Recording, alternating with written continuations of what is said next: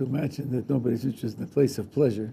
Has this place gotten to people so that they're so dead to the idea of pleasure?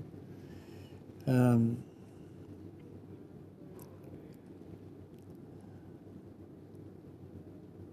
a way, I'm afraid that pleasure gets a bad name. You don't hear very often a discussion in favor of pleasure. But I think that's short-sighted. I think that the tradition really does put a heavy emphasis on pleasure. Of course, as we understood, for what purpose, under what conditions, but the idea of being anti-pleasure or the idea of just being cold towards pleasure, I think is a mistake. Now, there's a distinction in logic between proving something and explaining it. I think it's an important distinction. Keep in mind. Prove it just means to show that it's a fact. Explain it means to show why it happens, what makes it happen,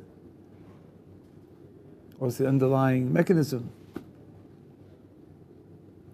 And there's a big gap between the two. A great deal of science is dedicated to explaining things that we know happen. Well, first of all, I want to give you some proofs that pleasure has a positive place in Jewish picture without really explaining it. And then I want to talk to you about what I think the explanation is. Once a year, in the spring, when we see blossoming trees, we see a pair of them and their fruit trees, and make the following blessing.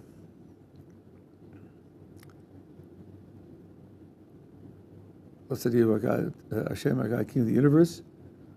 For nothing is lacking in his universe.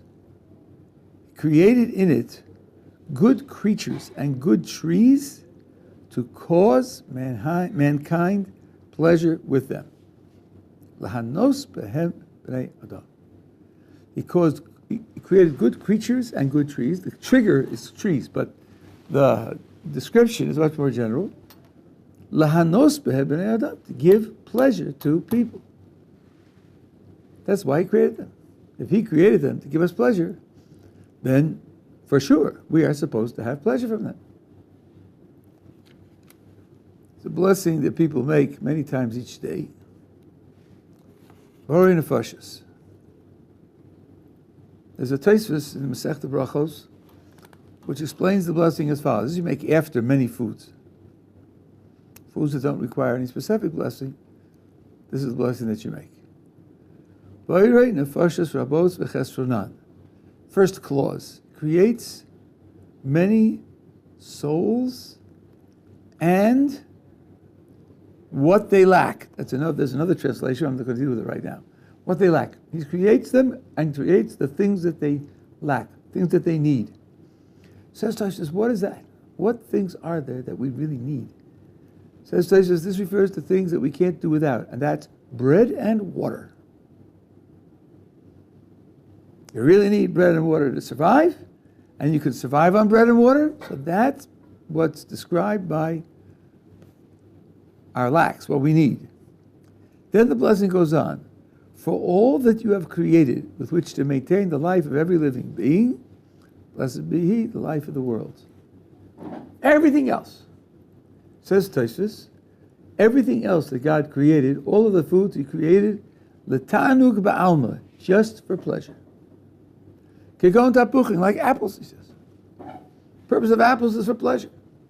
That would include cheese and sprouts and bananas and meat and milk and endless. Just for pleasure. That's what Tosfos says. Now, if you look at the words here, it says, all that you have created with which to maintain the life of every being. Which implies now, given Tosfos' point, that pleasure is necessary to maintain the life of every being. Requires pleasure. And he created them for that purpose. A third case. What is the world to come? What is the world to come about? What are its features? What is its purpose? In the Way of God, chapter 2, first section, Zarathustra says explicitly that God created the world to benefit mankind, and he benefits mankind by giving the pleasure of the world to come. The word he uses is hanoah. Hanoah means benefit. It means pleasure. It can mean benefit, but here it means pleasure. Rav Dessler, in trying to explain to a person what the world to come is like, in trying to, let me put it better, in trying to show how it's impossible for us to form any positive conception of the world to come, says the following. Think about pleasure. Think about all the various types of pleasure that you're capable of. Now, of course, you're a limited person. You come from a particular culture, you have particular resources. You can imagine that in other cultures, there are other pleasures available. I don't know the extent to which you have experienced the pleasures of meditation, for example. Did you ever get runner's high? You ever read about it? If you run to a certain point, then you get onto a certain high. Don't feel any pain, and you just want to go forever. Right? You may never have experienced that, but you've read about it. Mathematicians talk about beautiful proofs. Maybe one person in 10,000 knows what that means from experience. But since you've seen beautiful waterfalls and you've heard beautiful poetry, you can sort of imagine something like a beautiful proof. So says Rav Dessler, run your mind over all the different types of pleasure that mankind is capable. Not just the categories that you appreciate, but all the kinds that mankind is capable of. Now, take all of them and raise them to the greatest intensity that a human being can bear. Now, roll all of them into one moment experienced by one person. Okay? Stretching imagination. Now Rav Dessler says, that's nothing like the pleasure of the world to come. Nothing, not close. Not in a million years like the pleasure of the world to come. The pleasure of the world to come is just really beyond belief. And God created us for the sake of ultimately getting to pleasure in the world to come. So, pleasure can't be the enemy. Pleasure can't be degrading. Pleasure can't be animalistic, and we're human and we're above that. It's not possible. Fourth proof, the statement in the Jerusalem Talmud, I forget who the author is, says, when I come to the world to come, I will have to give an accounting for every pleasure I passed up. Every pleasure, that opportunity to experience, I'll have to give an accounting why I passed it up, I didn't take it. That's a very strict idea.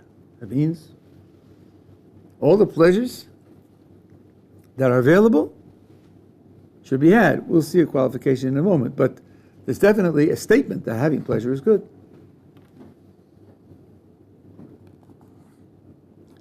On the other hand, like with every good thing, there are limits beyond which it can be overdone. Water is wonderful, but you can also drown in water. Rabbi Nasi said, I give testimony, he was on his deathbed, that I haven't had as much pleasure from this world as my little finger. Now, how does that go together with the other sources? How does that, is there any consistent way to understand one who says, I'll have to give an accounting for every pleasure I passed up, and Rabbi Nasi who says that I haven't as much pleasure as my little finger? Here, now, we are challenged to give an explanation for some of these statements. What would be the spiritual dimension of pleasure? And I mean all pleasure now. Raw physical pleasure and intellectual pleasure, and the pleasure of doing the right thing. All different kinds of pleasure. Pleasure of relationships. What would be the spiritual dimension? One immediate dimension is the dimension of gratitude. If you have a pleasure and you trace it back to its source, and you recognize it as a gift, that pleasure becomes an immediate stepping stone to connecting to God. Knowing that God gave you the pleasure gives you a sense of gratitude to God for giving you the pleasure, and that connects you. You feel that He cares about you. You feel a sense of debt. You feel a sense of obligation. It's a profound connection. Very much like when a human being does something for you that's good. In particular, provides you with a pleasure, so you feel indebted. Now, let's imagine a pleasure that's available, and if I take that pleasure, if I experience that pleasure, then I will feel a tremendous connection to God thereby, and I don't take it. Then I've passed up an opportunity to connect to God. That means I've passed up a spiritual potential. Pleasure has in it inherently a spiritual potential, if, of course, you take it that way. That being the case, there's a spiritual, maybe obligation's a little bit too strong, but there's a spiritual potential in every available pleasure, and a person who fails to realize it is wasting a spiritual resource. I'll give you an application of this, which I heard from my Rabbi Zatzal many years ago. You know, when Jews have a schnapps, a drink of liquor, they say l'chaim. Why do they do that? Well, first of all, I don't know if you're aware, but when capital punishment was effected, when somebody committed a crime for which he had to be executed, every effort was made to make the execution process as painless as possible. The methods of execution are as rapid as possible, and he was given some intoxicating drink so that he shouldn't be too conscious, shouldn't be too aware, and suffer too much. So, this liquid I hold in my glass can be used for capital punishment, but not here, not for us. Not for us. For us, it's for life. For life, not for death, for life. That's one idea in saying l'chaim when you take a schnapps. Okay, if death and capital punishment are on your mind, and you're focusing on the pessimistic, disastrous sides of life, and so on and so on, if you want to cheer yourself up and make sure you don't get lost in that focus. My Rabbi Zatzal had a different approach. First of all, he said that one should say l'chaim after one drinks, not before one drinks. And I would say he pretty close to proved it. Let's suppose you're not in the context of a meal and you have to make a blessing on the drink. So what are you going to do? You can say l'chaim to your friend, then make a blessing, and then drink, which means you're going to give recognition to your friend before you give recognition to God. Well, there was someone who did that and got into trouble for it. When Avimelech came out to Abraham, after Abraham won the war against the 4 kings, and he greeted him, and he gave Abraham a blessing and then God a blessing. Says the oral tradition, when he did that, he lost his position as a Kohen. You don't put people before God. So when you're taking the schnapps, first you have to make a blessing. If you make a blessing, then you have to drink. You can't interrupt. Then you can say l'chaim to your friend. That's if you have to make a blessing. Suppose it's in the context of a meal. You're not going to make a blessing on the drink. So then he said there are 2 ways to look at what you're going to do with the drink. You could drink, it gives you a pleasure, and you focus internally on the pleasure to savor the pleasure, so to speak, versus using the pleasure to reach out and make contact with another Jew to wish him well, to take the pleasure that you have and use it as a vehicle to identify with someone else and wish him well, to get out of yourself in the context of that pleasure.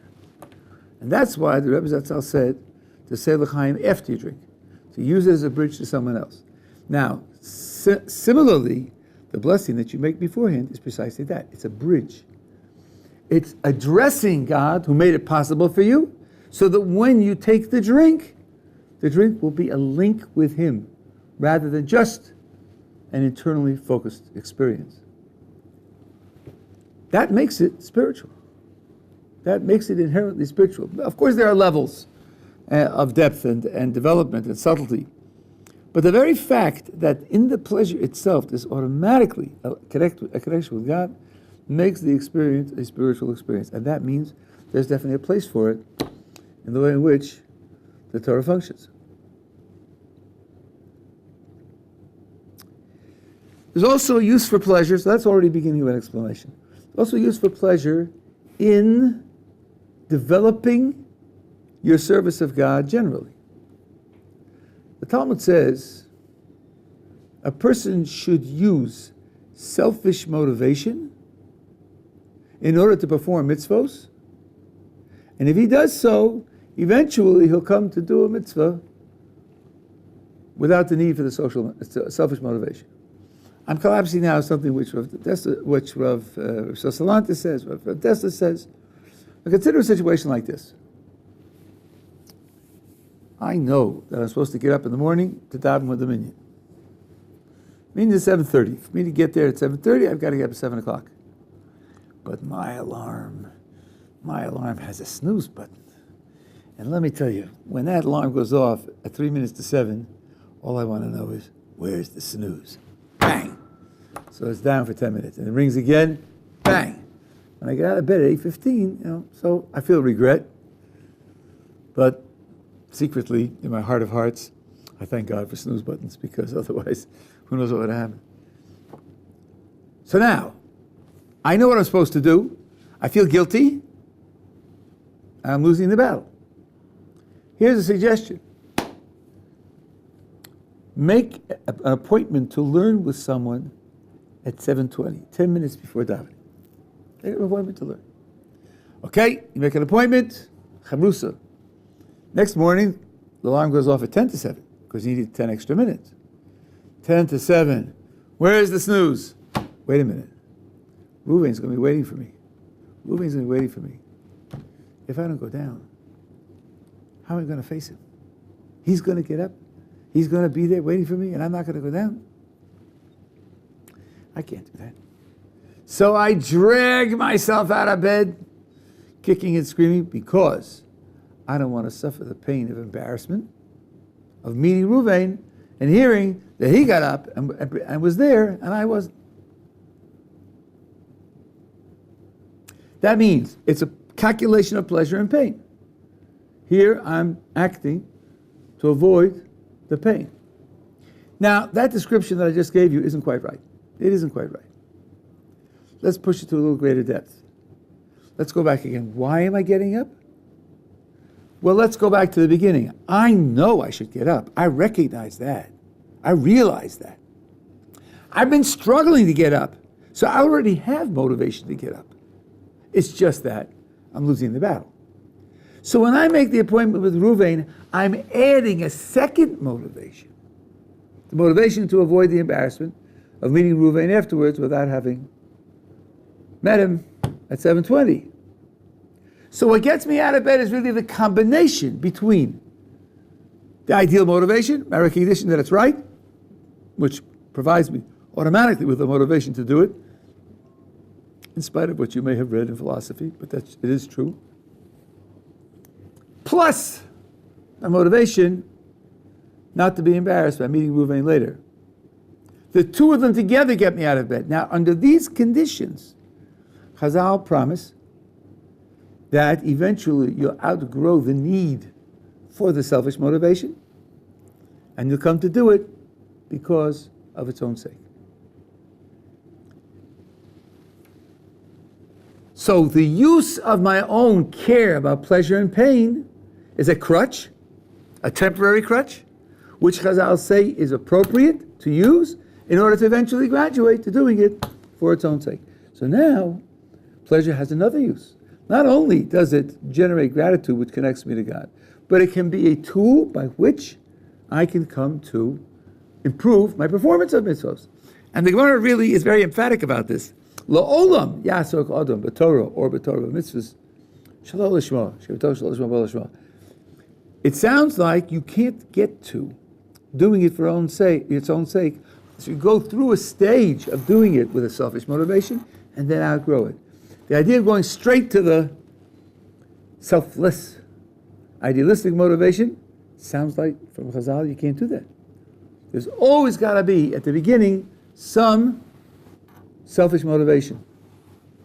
Maimonides, when he describes the growth of a child and how you motivate a child to learn, starts off with cakes and candies, and after that moves to more significant things like presents that he wants, trips or whatever. Then he moves to honor and glory, and only later, when he becomes much more mature, do you hope that he graduates to learning, because learning is precious for its own sake. And I have heard from educators that Maimonides is making a requirement. Don't ask an 8-year-old to learn for its own sake. Don't do that. That's wrong. It's wrong.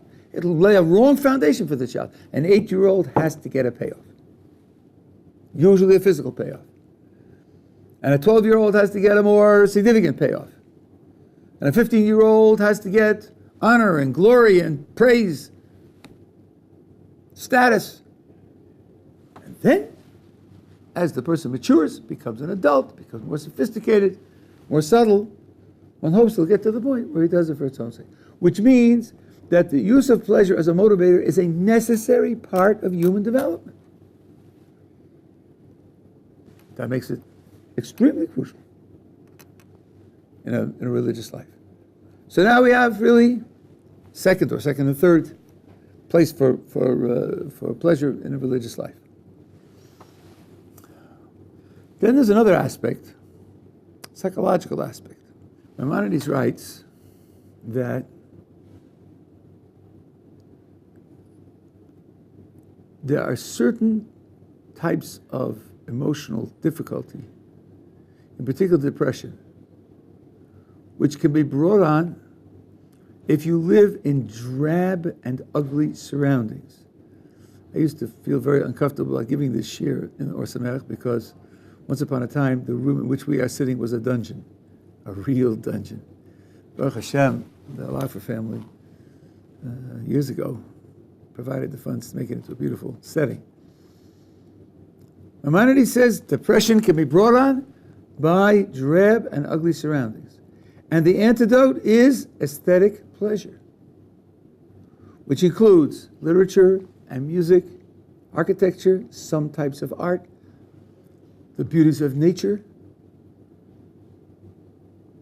which function as an antidote to the drab and ugly. And Maimonides makes a comparison between the use of aesthetic pleasure to create this psychological balance, the psychological focus on the one hand, and the use of food for nutrition. Maimonides says you'll find people lose interest in eating, and what you should do for them is hire gourmet chefs to prepare the most attractive, most tantalizing food, so they'll eat enough to be physically healthy. So a person who's on the path to depression, one thing to do for such a person is to provide the beauties of nature or aesthetic beauties. Now, by making that comparison, Maimonides is making a very striking point, that aesthetic pleasure is on a par with food. You can't survive without food. This type of pleasure you can't psychologically survive. It's reminiscent of Tosfos' words that the things that you created to make all things live, those are things that give pleasure. Pleasure is something which is necessary for appropriate psychological function. He writes this in his, Maimonides writes this in his introduction to Pirkei Avos, an essay called The 8 Chapters, in chapter 5. Physical pleasure has more to contribute to psychological functioning. One of the Telzer Rosh Hashivas in the Shirei Das writes the following: What condition should a human being be in? What should his life be like? In particular, what should his emotions be like?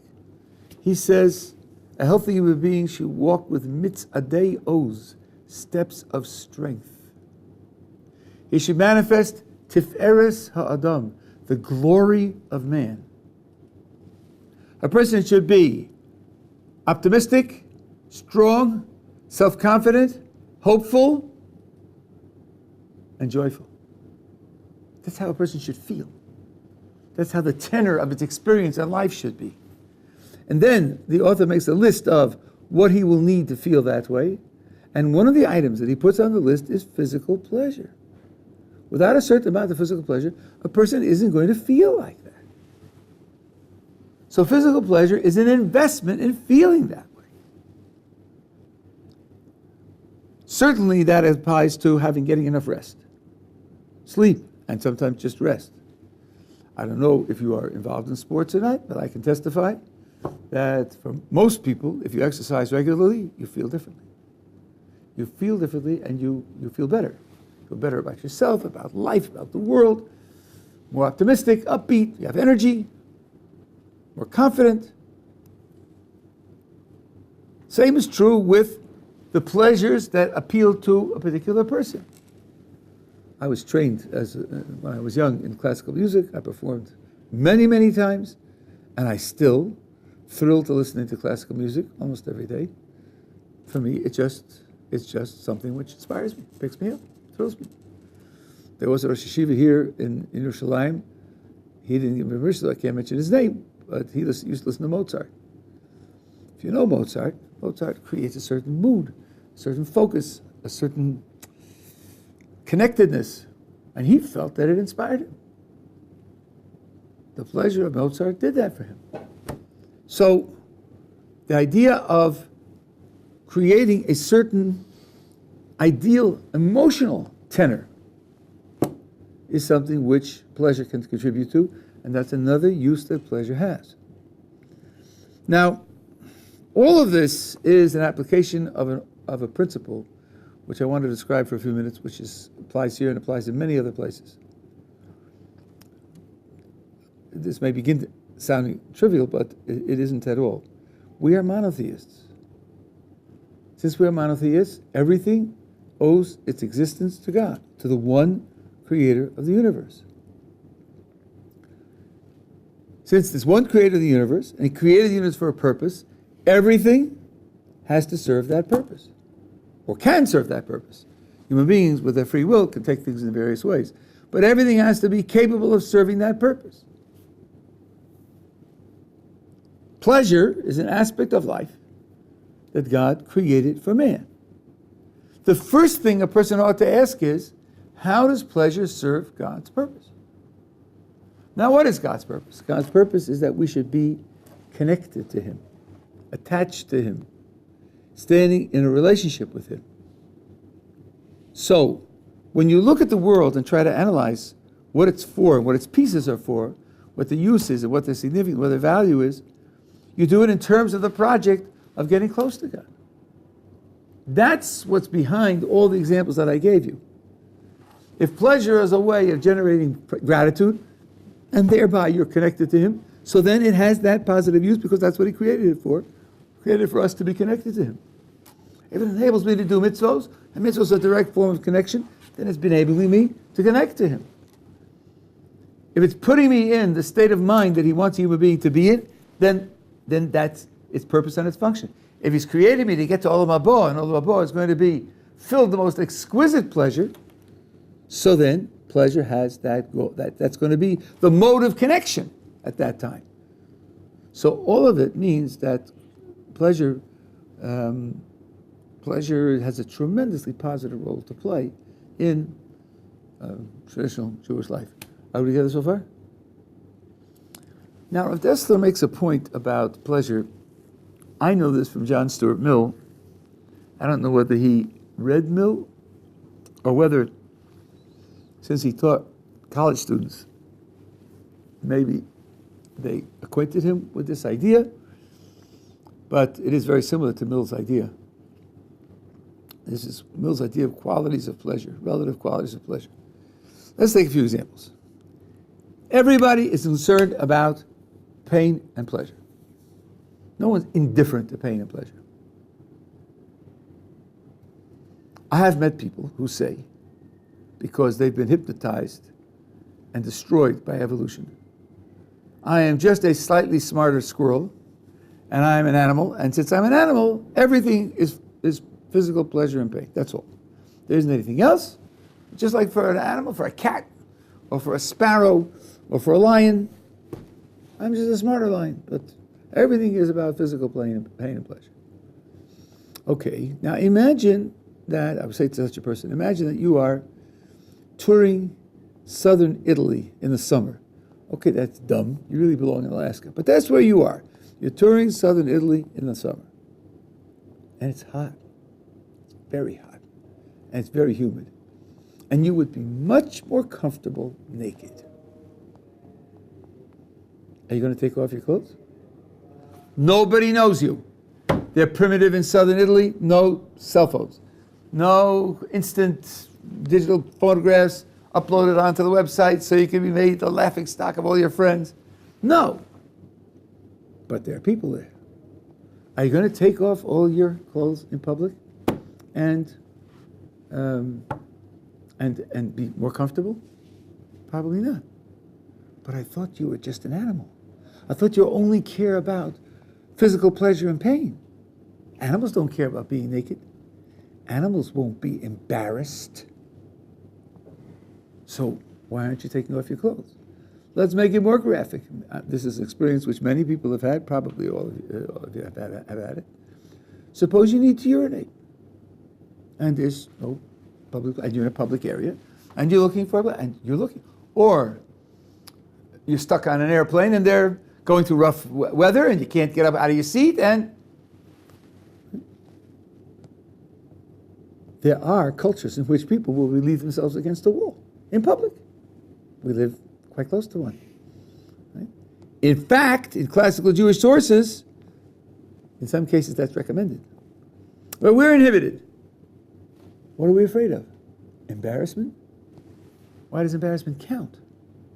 So Rav Dessler says, here you have two levels of pleasure and pain, and physical pleasure and pain takes considerable second place to social pleasure and pain, your social image, whether people are going to respect you and honor you or look down on you and treat you with contempt. Okay, now let's go up another step. Let's take love.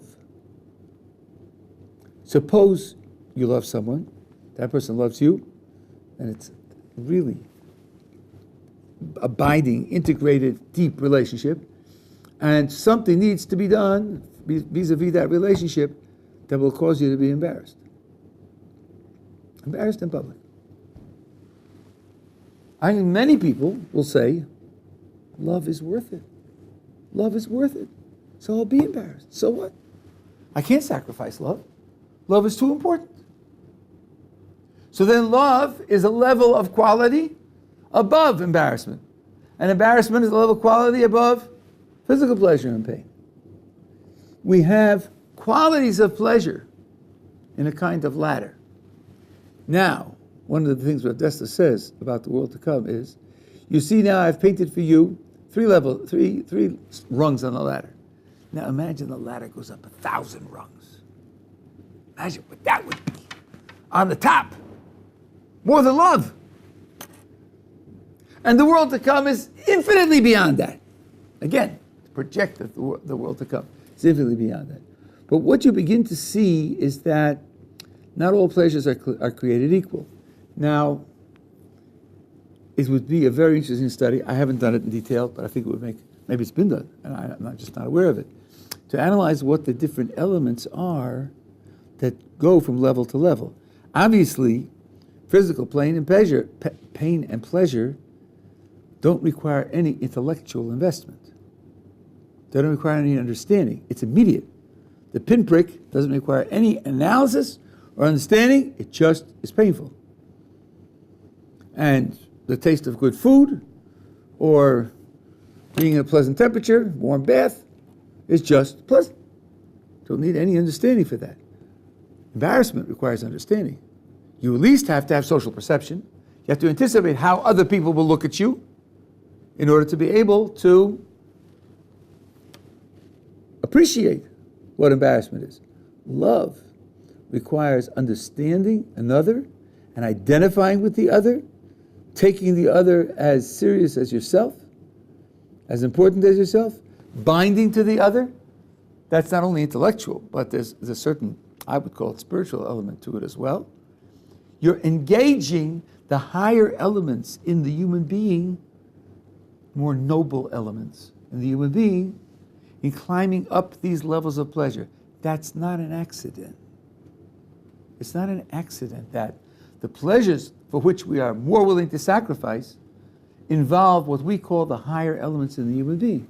They're called higher not just because some intellectual snob decided to give them a title. They're called higher because we really care more about them.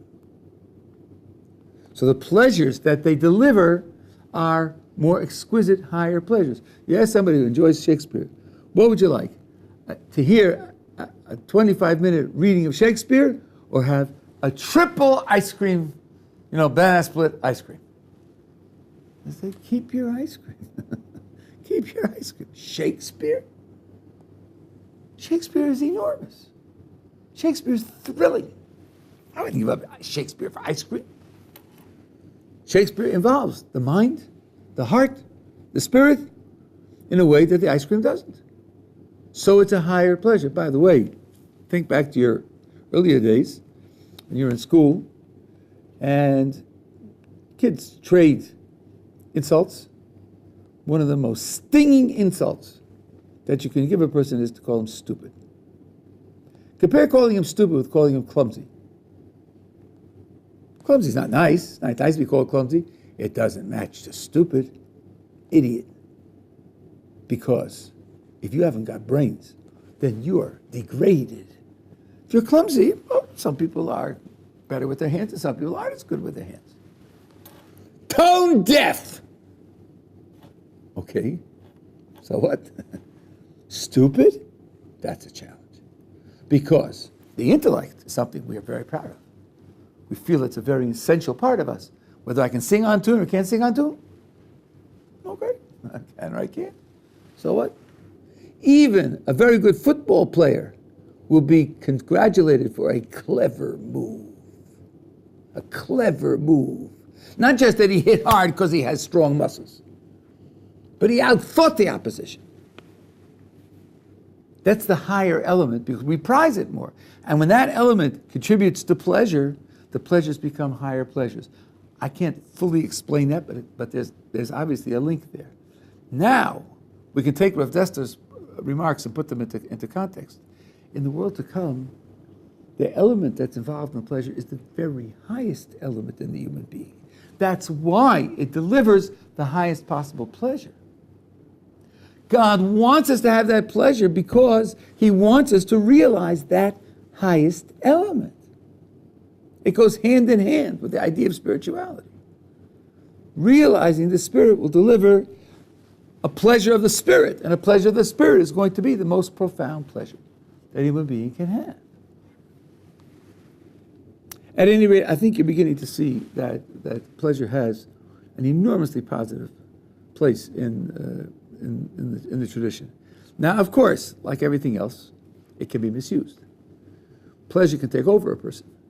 A person who's living for pleasure, and especially the lower types of pleasure, and has gotten to the point, almost I would say, of addiction, where the person can't discriminate and can't say no, so then he's allowed something good to take over his life to the extent that he can't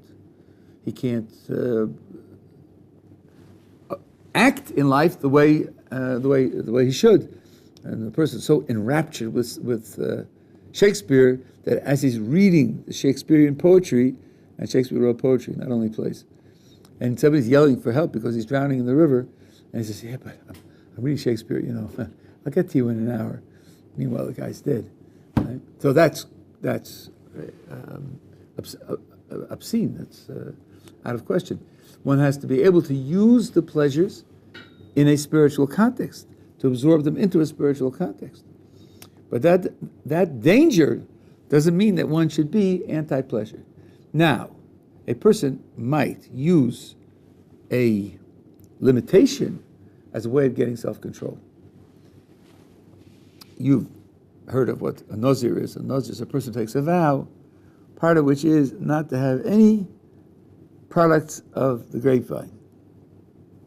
Not only grapes, not only wine, but grapes and grape jelly and all the rest. No products of the grapevine. No contact with the dead, and lets his hair grow. There's a variety of opinions of the status of such a person. We were learning Daf Yomi, just did it yesterday, today. One says that he's a sinner. Person who engages in that type of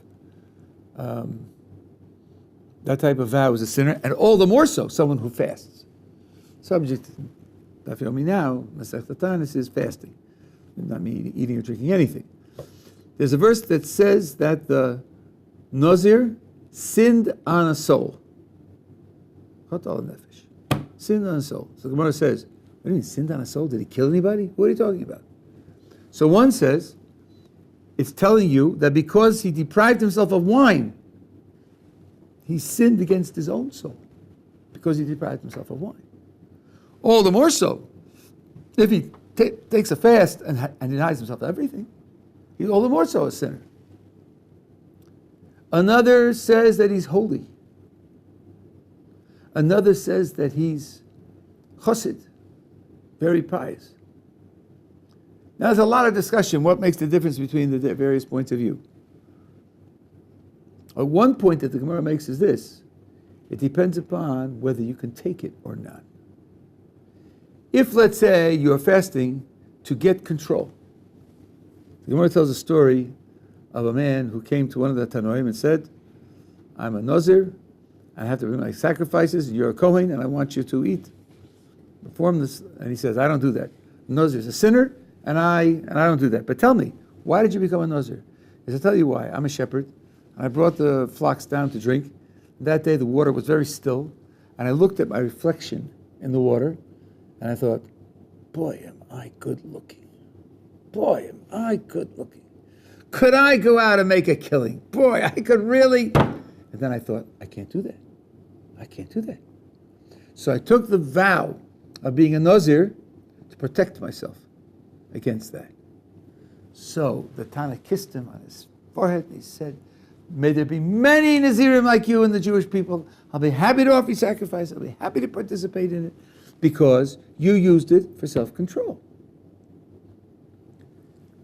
Denying yourself something brutally, strictly like that, can be a way of bringing yourself self-control. Now, we are very, very cautious about vows. The Talmud talks about it, and later authorities talk about it. Taking a vow is a very serious business, I would say, almost without exception.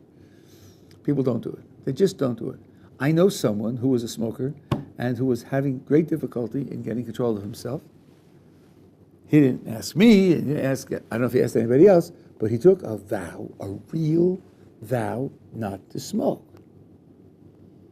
And he succeeded in kicking the habit. That's very drastic. But there's a case where denying yourself enables yourself to get control, and that's worthwhile. That's worthwhile. If the person who fasts does so out of the sense that, gee, fasting must be very pious, must be very frum, and I'm torturing myself for God, so God must appreciate that, that's completely wrong conception.